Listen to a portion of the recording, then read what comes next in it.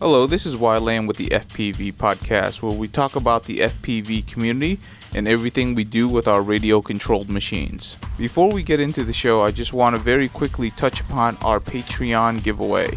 This is a monthly giveaway that we're going to be doing for our Patreon supporters. So we're going to be giving away a lot of great products. So if you're interested in supporting the podcast and being entered into the giveaway, please go over to fpvpodcast.com. That's fpvpodcast.com. Thank you so much for supporting the FPV podcast.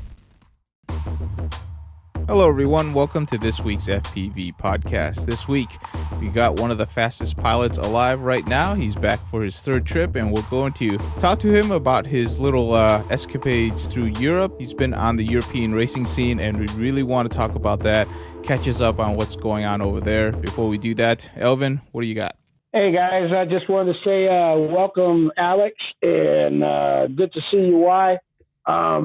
Check this out, everybody. CL Racing had an issue with one of their flight controllers, and they are issuing refunds. Like, this is unheard of in our market. Like, someone's actually backing their product and issuing refunds and asking that you send all the products back. I got to say, got to give CL Racing a great big hands up and a pat on the back and a clap. You guys support them. If they're doing stuff like that, they're going to be here for the long run, guys. Back those companies up that'll support you when they fail. Thanks. All right, cool. So let's go ahead and dive right into it. Obviously, Alex Campbell was in Team Pyro, but right now he's over in DCL. So, Alex, tell us a little bit about Quad Force One. How did that come to be? Always a pleasure being on the show with you guys and me. The past two seasons, there's really been two teams running the leaderboards. Next Blades Racing, obviously a very well-known team, and Rotorama, a very fast team out of the Czech Republic that is very strategic in the way they race and very consistent as a team. They wanted to put together a team to shake up the leaderboards, and they saw a lot of talent coming out of the United States, and they started out with one team. You know, it didn't really make it, and then Serge took over as team manager, and we just took the fastest pilots we could think of with two fast backup pilots, and Quad Force One is here to show up this season. That is pretty awesome. And how did you come up with the name Quad Force One? Actually, we're not really sure where it came from. we knew we were Team USA and everything. You know, we're trying to mix two things: the U.S. military and then drone racing. Quad Force One, it sounded cool, so we're just running with it, man.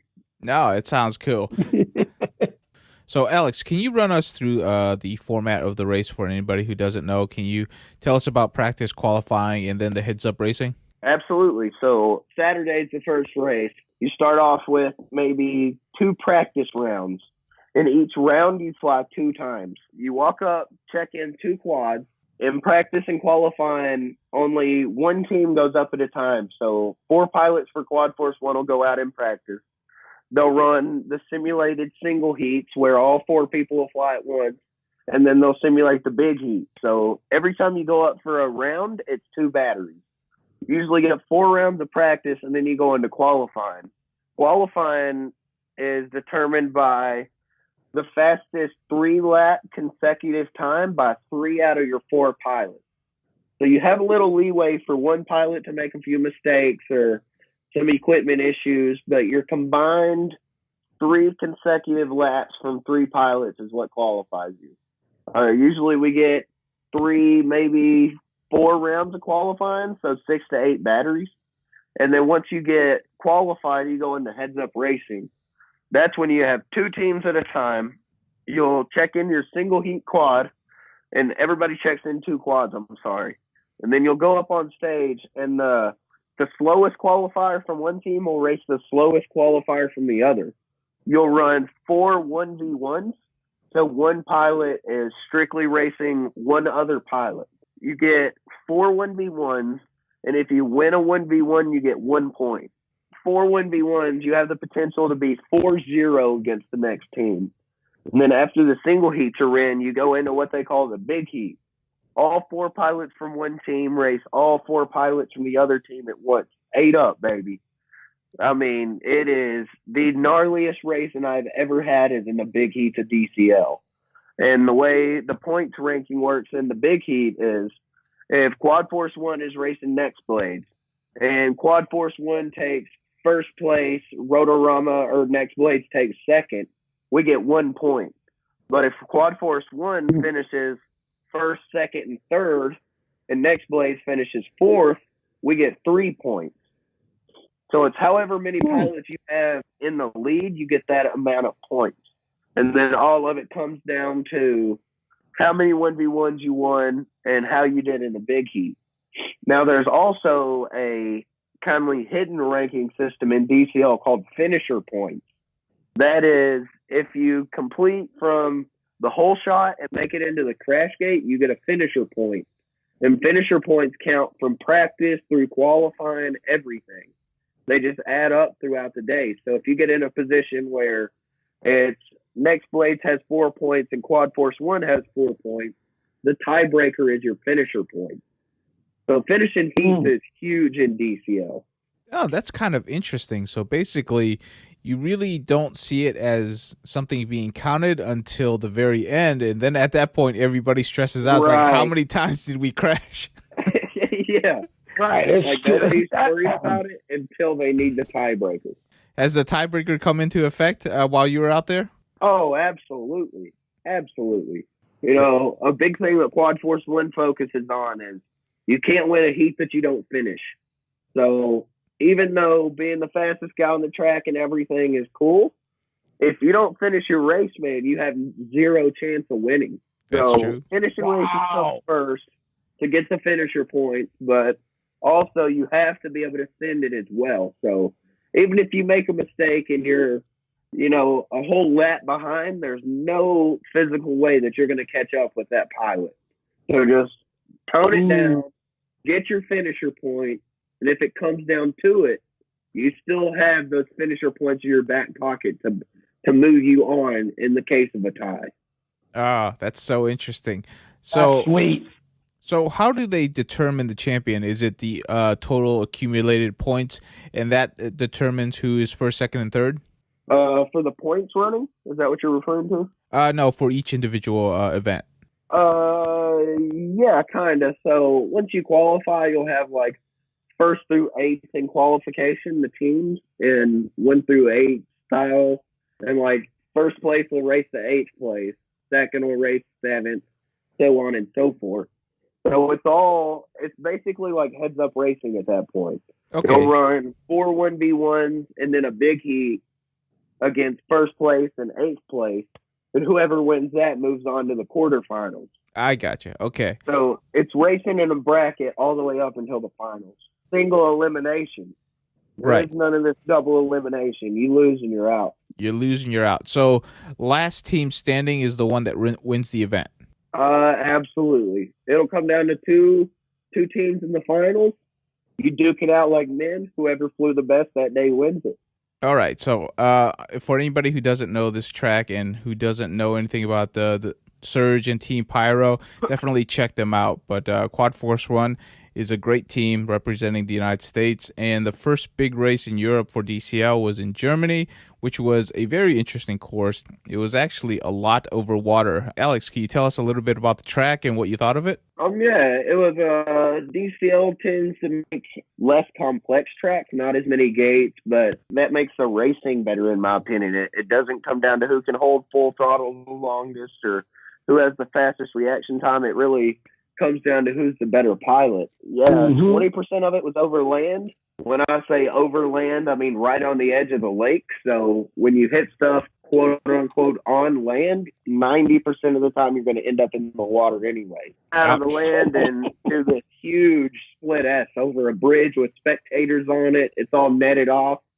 Then as soon as you come under the bridge, man, it's just full throttle around pylons over the water all the way around until the next lap. It was awesome. Very fast, aggressive racing, and then it was a huge risk when the risk and reward of that track was just through the roof, man. You know, I'll be the first one to say we didn't really thoroughly read the rule book. We showed up and we each had 3 quads apiece and some spares. We were just going to fix quads when we broke them. Little did we know that every time you went up in Drone Champions League, you need 2 quads, one for the single heat and then one for the big heat. And we only had 1 spare quad apiece. And if you don't show up with 2 quads a pilot, that pilot can't race. Oh. So being mentally limited by equipment, that's not the worst part. We had one pilot that was supposed to have his drone shipped in to Munich, ready to fly. Well, when they got here, they were halfway built, and everybody was tired, jet lagged, so he ended up not having enough time to build quads for that race. So as soon as we showed up, I had 3 quads, Evan had 3 quads, and Andy had 3 quads.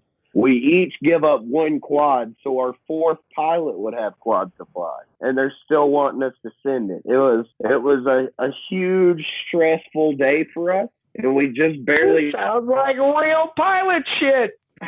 Yeah, man. I mean, it was stressful enough. We were sitting in the hotel room talking to each other whether we should even show up and race. Oh. Whoa. Yeah. Thankfully, we could come up with some crazy ideas to get quads going and LEDs going. We showed up, nothing to lose. We got dead last the day before. We were just there to pretty much make it through the race and just be there. Who was the person that kept saying, let's just do it. Let's just go back out there and do it? Who was that? There's always one person in the group that's just like that. Who was that? I don't want to take credit for that, but I will say I think I was the biggest influence on going back out for round 2 the next day. Awesome, dude. Awesome. Honestly, I didn't want to go out there the second day either. But as a team, I knew we had to pull together, and if we could pull through that situation, it would do nothing but make us stronger as a team. Not very often the new team into the league is going to be the best. We see that in DRL, and we're seeing this now in DCL because the rules are quite a bit different, and it's a very challenging environment to come into. So coming out of Germany, what did you learn and what did you change up? Because obviously, for anybody who doesn't know, you guys dominated in Spain. I wouldn't say it was much as thinking about it and like strategy as it was just being comfortable on a racetrack and having enough equipment that if we broke a quad, we didn't have to stress to fix it and be ready for the next heat. We just wanted to throw it in a bag and pull out another one. So we had a lot of time between Munich and Spain. We actually stayed in Munich and Spain in between. So Serge was getting us like care packages ready and sending DHLing us, 2-day air packages to Spain to build more quads. We showed up with Spain with 5 quads apiece. Right off the rip, we were in a way better position. We knew that our flying and skills wasn't what was holding us back in Munich. It was the equipment side of it. So Serge, as a team manager, he took very well care of us on the equipment side, got us everything we needed to race. And ever since then, we've been one step ahead of the game with drones and the equipment side of it. And that's the biggest thing that changed between Munich and Spain. We could get out there and let it eat, and if we crashed, we laughed about it. We weren't stressing to get that quad back in the air for the next heat. Now, that's really good to hear. Can you tell us a little bit about the quads that you brought? DCL is kind of semi-spec racing, which I'm a huge fan of. The 2 biggest rules for the drones is it has to be 325 millimeters from motor to motor, at least. That's the minimum size, so you can't be any smaller than that. The minimum weight is 780 grams. So you can be 900 grams if you want, but you can't be 775. There's a min size, has to carry a GoPro every heat, and then there's LEDs on top and bottom of every arm. You still get that kind of spec racing where it's really, really hard to get a drone that's just next level faster than everybody else's. So you get that semi-spec racing, but then again, you have the opportunity to represent companies with the gear that you fly on your quads. You have that freedom to build whatever you want as long as it stays within these guidelines. Quad Force wind drones, I mean, we made our own frame for it, of course. It's hard to find 325 millimeter race quads. But essentially, we took a Floss 2, blew it up to 325 millimeters, beefed the arms up a little bit, and did sandwich plates to hold the arms. And it's been super durable for us, super easy to work on, 4 screws and everything's right there. I guess I can just run you through the whole setup. We have the DCL frame from Pyro. We're running the Hobby Wing G2 45 amp ESC, the new 6S rated one. Oh, and DCL is limited to 4S. You cannot run any higher voltage than 16.9 volts. For a flight controller, we're running the Pyro F4 OSD board. Super solid, great flight controller. All the pads are in like the perfect place. Camera pads come out the front, VTX pads come out the back. It's super easy to work with. DCL mandates that you run Tramp HV VTXs because we're using the rapid fire system for the season. Crossfire Nano RX, which is mandated for DCL, you have to run Crossfire. A lot of the teams running the Micro Eagle. I'm running the Foxeer Predator V2. And as for motors, we're running Hyperlight 2207 2700 kV. And Infinity 4-cell 1800 milliamp packs. Did you say 2700 kV? Absolutely. DCL race 50 seconds. It's a sprint, baby. There ain't none of this 2 minutes finish your lap. We ain't racing the clock. We're out there to race. Yeah. So the way it works is if you run a sub 20-second lap in qualifying, then you run 4 laps to get that 60-second race. If you run higher than a 20-second, you run 3 laps. It kind of all depends on the track and the lap times and stuff, but we've never been in a position where we had to hold back to finish the race. I think that's the best thing DCL is doing is, yeah, they're fast tracks and very wide open and full throttle, but they compensate with the race time. You know, I'm not going to speak about any other race leagues, but in the 2 minutes finish your lap format, you have to fly longer than everybody else. Instead of getting a productive piece for going faster, you get penalized by having to fly an overall longer length track because you have to finish that lap. The sprints, it's I can't explain to you how crazy racing it is when you're on 2700 kV screaming full throttle for 50 seconds and you never get 5 feet away from the other pilot. It's a type of racing that none of us have ever experienced before. And I think DCL has the racing format on lock, in my opinion. You said 1800 milliamp packs. Is that on 5-inch props or 6-inch props?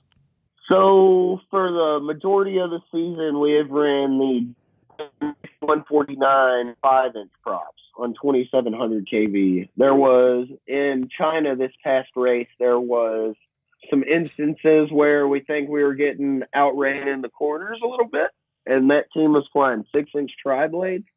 So, you know me, I'm not scared to blow up an ESC or two. I just put 6-inch tri-blades on 2700 kV and went out there and let it eat. It was probably the fastest thing I've ever flown DCL-wise, but the equipment really took a toll in it. There was several times where ESCs just smoked mid-flight. It wasn't the Hobby Wing, though. I've never smoked a Hobby Wing ESC. Oh, he's loyal to the Hobby Wings. Dude, People push the shit out of those. with these quads, they're 780 grams. So not only are we running like a super amp hungry powertrain to begin with, you're lugging around a 780 gram quad the entire time.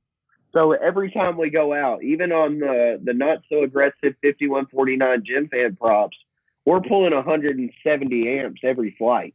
It's super demanding on equipment, and you can't win a race that you don't finish. So you have to be able to trust that gear. Yeah, no, I can totally understand that. And I guess the 1800 cell pack is the only one that can actually stand up to the demands. Or are you guys still puffing packs even after a minute of flight? Infinity has made some incredible packs. This is the first time I've really ran Infinity cells, and we're not puffing them at all. I mean, they're coming down very hot, but what would you expect from a setup like that, full throttle for 50 seconds?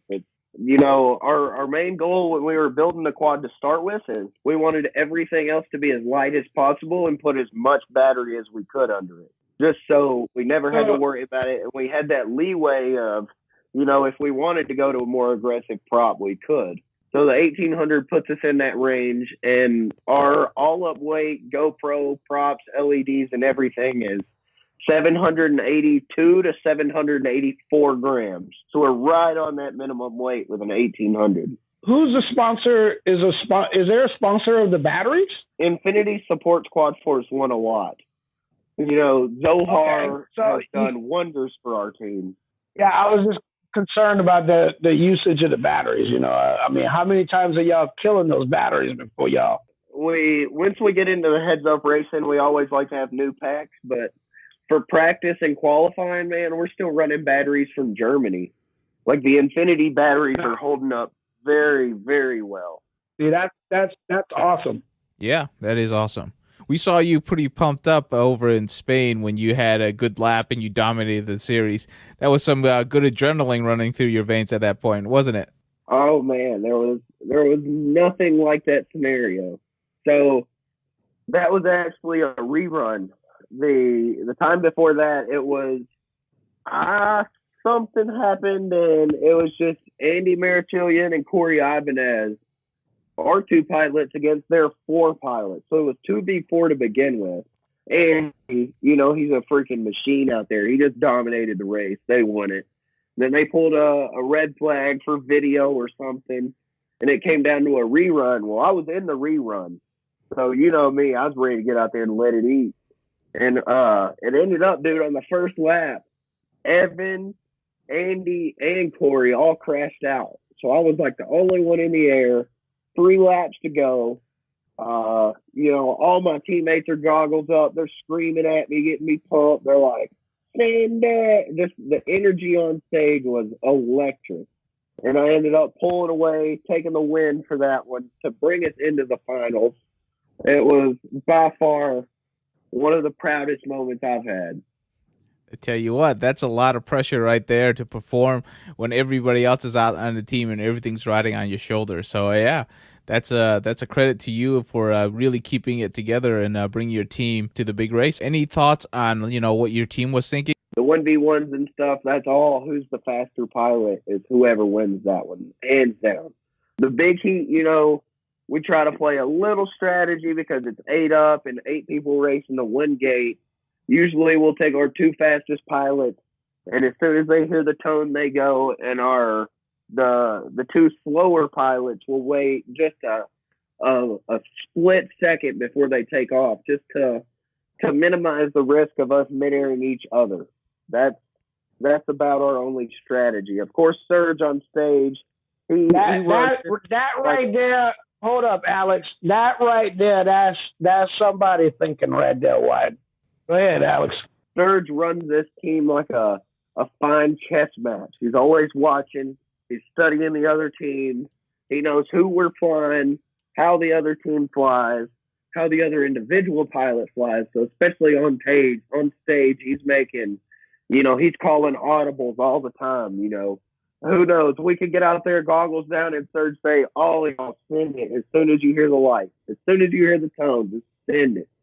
So it's really all up to Serge. We just put our faith in him, do whatever he says, and he hasn't steered us wrong yet. You know what? On those big heats, Elvin is correct. You have to have a little bit of strategy because there is a high chance if you're a fast group that you could mid-air each other and take each other out of the race, and that could be problematic. Have you guys actually had that issue during all your racing? We haven't. Serge actually, there's a monitor on screen that the team managers can watch. Serge does an amazing job spotting for us. We're all 4 goggles down. In the 1v1s and stuff, each pilot, like Evan usually spots for me and tells me where I'm at, or, if I'm out a second or if I'm racing them. But in the big heat, man, it's chaos. And Serge, I don't know how he does it, but he always realizes who's out front. He tries to figure out who's second, and then he'll say, just pace. Don't pass, just pace. There's no sense in passing when there's a Quad Force One pilot in the lead anyway. There's been numerous times where me and Andy just jump out, and we're the two launching hard off the stand, jump out, and I just follow Andy 10 foot behind him for flaps. And I think we're very good listening to surge while we're flying. There's a lot of pilots that they're so focused on racing that they can't really comprehend what's going on outside of the race. And Surge is constantly talking to us on stage. We're talking back and forth between each other. Hey, Andy, I'm behind you. Just stay with it. I'm not passing. In qualifying, Evan will say, hey, I'm coming around you. Here I come. It's a lot of communication goes on while we're goggles down in the moment. How do I explain this? In goggles, all you can see is what's in front of you. Right. So Right. the communication that we have between each other is more or less to give each other as much information that we can't take in from the goggles. So Right. the communication is key, and I think we're very good at communicating under pressure while we're flying. Definitely. Man, that sounds awesome. Yeah, it sounds awesome. So, give us your take on DCL. Now that you've kind of had a taste of it, also drone racing here in the United States in various forms, how does DCL rank amongst all of the experiences that you have seen so far? I don't want to race anything else. I wish I could race DCL 24/7, man. They run a hell of a race. I can't explain to you how professional it is from the beginning as race directors respecting pilots, that the pilots have a voice at these races.